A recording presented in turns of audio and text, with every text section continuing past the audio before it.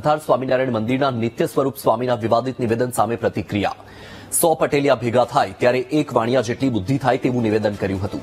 પાટીદાર અગ્રણી પરસોત્તમ પીપળિયાનું નિવેદન સામે આવ્યું છે।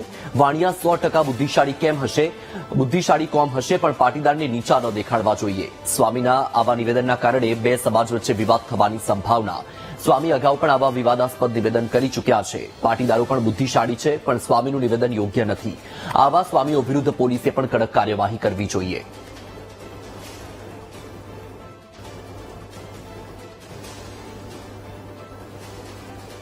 પટેલિયા ભેળા થાય ને ત્યારે એક વાણી જેટલી બુદ્ધિ થાય અને 100 વાણિયા ભેગા થાય ને ત્યારે એક ઠક્કર જેટલી બુદ્ધિ થાય અને ઠક્કર છે બાપ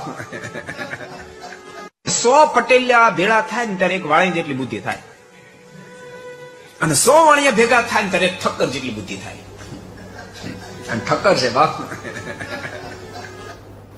નિત્ય સ્વરૂપ સ્વામીના પાટીદાર સમાજ વિરુદ્ધ નિવેદન પર બોલ્યા પરસોત્તમ પીપળિયા। પાટીદાર સમાજને અન્ય સમાજ સામે નીચા ન દેખાડવા જોઈએ। સ્વામીના આ પ્રકારના નિવેદનના લીધે બે સમાજ વચ્ચે વિવાદ થઈ શકે। નિત્ય સ્વરૂપ સ્વામી અગાઉ પણ આ પ્રકારના નિવેદનો આપી ચૂક્યા છે। સ્વામીએ જે નિવેદન કર્યું તે યોગ્ય નથી। સ્વામીના આ પ્રકારના નિવેદનને લઈને કડક પોલીસ કાર્યવાહી થવી જોઈએ। નિત્ય સ્વરૂપ સ્વામી વિરુદ્ધ પાટીદાર સમાજમાં રોષ છે।